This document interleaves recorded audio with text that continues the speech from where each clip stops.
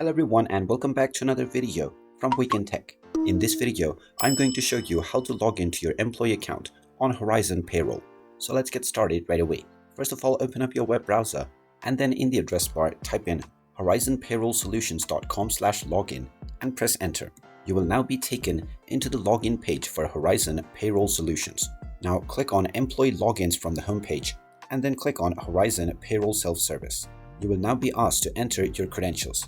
Just type in the username that you have set up while creating your account within the username section and then enter your account password underneath within the password box. After entering both of these credentials, you can click on the login button and you will be logged into your Horizon Payroll employee account right away. In case you have forgotten your password, click on the Forgot Password option and you will be allowed to reset your credentials. And there you have it. That is how easy it is to log into your employee account with Horizon Payroll Solutions. If you find this video helpful, make sure you hit that like button and subscribe to our channel if you haven't done so already.